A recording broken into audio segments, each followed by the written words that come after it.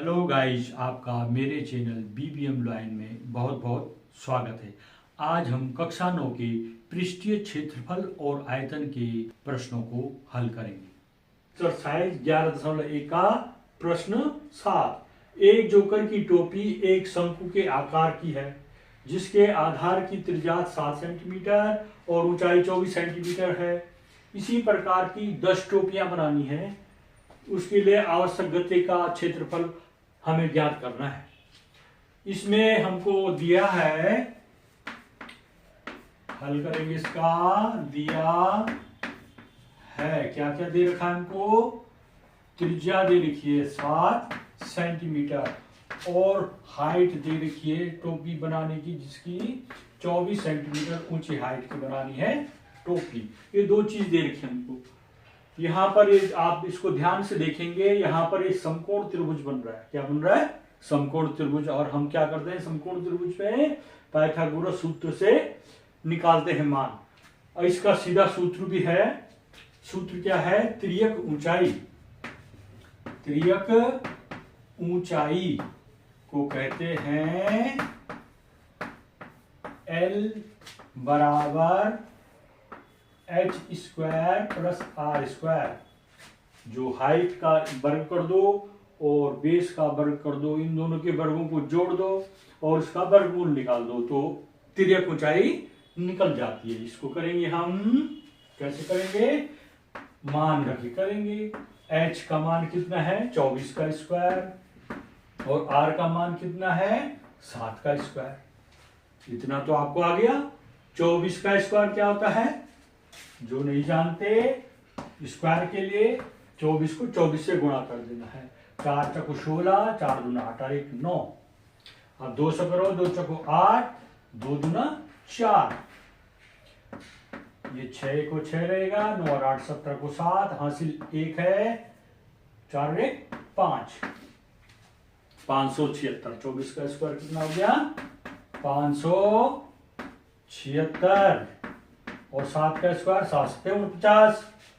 आप इसको जोड़ दीजिए। 9 और 6 15 को 5, हासिल 1। याद रखिए इसको। 7 और 4 11, 12 को 2, हासिल फिर 1। याद रखिए इसको। और 5 और 1 6। तो इसकी कितनी आ जाएगी? L बराबर 25। 625 का वर्गमूल निकालना है। अब कुछ बच्चों को 625 का वर्गमूल निकालना नहीं आता, क्या करेंगे? अभाज्य गुणनखंड विधि से वर्गमूल निकालना।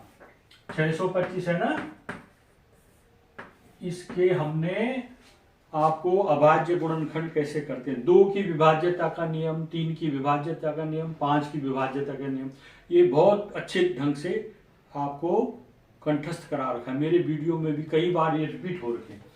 तो इसके इकाई के अंक में 5 है, तो 5 है तो किसका भाग जाएगा? 5 का भाग जाता है, जिसकी इकाई के अंक में 5 होता है। तो दीजिए 5। 5 का भाग किसमें देना है? 6 में।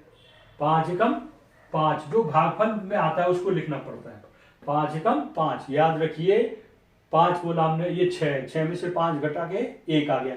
उस 1 को और 2 को मिलाइए, 1 को और 2 को मिलाइए, 12 हो गया ना। अब दिमाग में रखिए यहाँ पर 12 है। 5 का पहाड़ा बोलिए, 5 दूना 10 था 12, तो कितना बच गया? 2। उस 2 और 5 को मिलाइए, कितना संख्या बन जाती है? 25। और 5 बजे 25। फिर इसके इकाई अंक में 5 है तो फिर इसमें 5 का भाग जाएगा। दीजिए 5 दूने 10, 12 है, 10 घटा के कितना? 2 आ जाएगा। फिर 5 बजे 25 हो जाएगा। फिर 5 बजे 25 अगेन 5 एकम 5। 5 कितनी बार आया है? 5 आया है 4 बार। इसकी जोड़े बना दीजिए, उसको एक एक बार लिख दीजिए। अब इसको मल्टीप्लाई कीजिए, 5 बजे 25, तो ये हो गया 625 का वर्गमूल 25। तो ये आपको अभाज्य गुणनखंड करना आना चाहिए। 2 की विभाज्यता का नियम, 3 की विभाज्यता का नियम, 5 का। ये वीडियो है, उस वीडियो को देखते रहिए, उसको रिपीट कर। रूल्स ऑफ डिविजिबिलिटी में है ये, ठीक है। अब हमको क्या करना है? इसी प्रकार 10 टोपियों के पहले हमने इसका वक्र पृष्ठीय क्षेत्रफल ज्ञात करना है। कैसे करेंगे? शंकु का वक्र पृष्ठीय क्षेत्रफल क्या होता है? शंकु का वक्र पृष्ठीय क्षेत्रफल का सूत्र आपको मालूम है, पाई आर एल।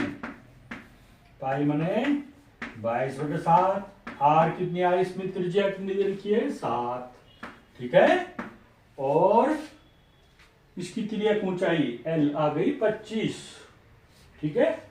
अब ये 25 को हम रख दीजिएंगे यहाँ पर, 7 एकम 7, तो 22 और 25 बच गया।